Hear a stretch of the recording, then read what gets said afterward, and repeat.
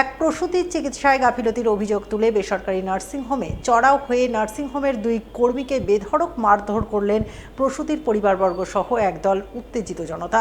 শুক্রবার রাতে এই ঘটনাকে কেন্দ্র করে রীতিমতো ধুন্ধুমার পরিস্থিতি তৈরি হলো মালদার রতুয়া ১ নম্বর ব্লকের শামসি মতিগঞ্জ স্ট্যান্ড এলাকায়।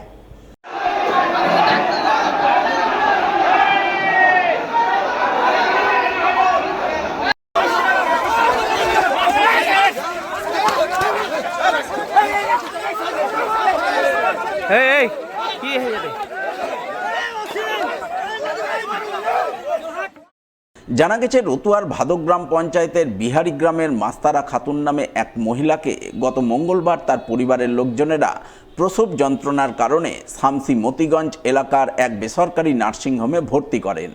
ভর্তির দিনেই সিজারে তিনি এক পুত্র সন্তানের জন্ম দেন।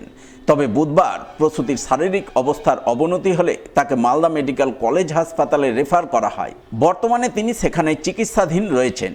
কিন্তু এই ঘটনায় শুক্রবার রাতে প্রসূতির পরিবারবর্গ সহ একদল উত্তেজিত জনতা চিকিৎসায় গাফিলতির অভিযোগ তুলে শামসি মতিগঞ্জ এলাকার ওই নার্সিংহোমে চড়াও হয়ে নার্সিংহোমের দুই কর্মীকে মারধর করেন।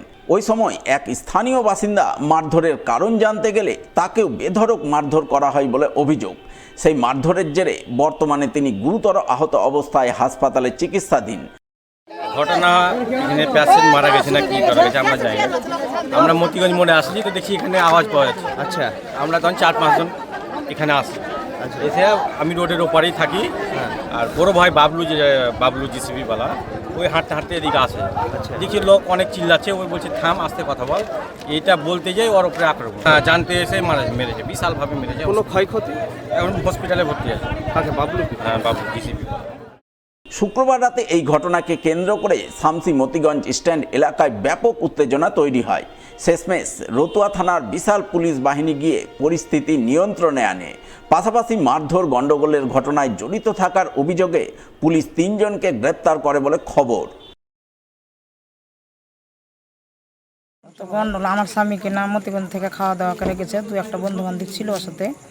দিয়ে তখন মতিগঞ্জ যায়, ওখানে গেছে, হাল্লা পেয়েছে, তখন ওখানে যায় পৌঁছেছে।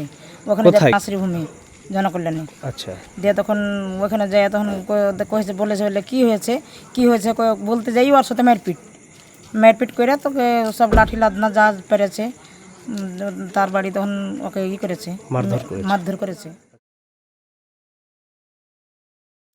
অবৈধ মদ বিক্রির বিরুদ্ধে অভিযান চালিয়ে সাফল্য পেল মালদার হবিবপুর থানার পুলিশ। প্রচুর পরিমাণ অবৈধ দেশি বিদেশি মদ সহ গ্রেপ্তার করল এক ব্যক্তিকে।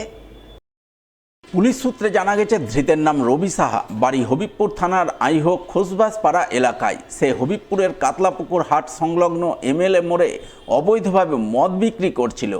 যা বিশেষ সূত্রে জানতে পেরে হবিবপুর থানার পুলিশ শুক্রবার রাতে ওই এলাকায় অভিযান চালায় এবং রবি সাহার হেফাজত থেকে প্রচুর পরিমাণ দেশি বিদেশি মদ উদ্ধার করে। এরপর পুলিশ তাকে গ্রেপ্তার করে থানায় নিয়ে যায়। শনিবার ধৃতকে পেশ করে মালদা জেলা আদালতে।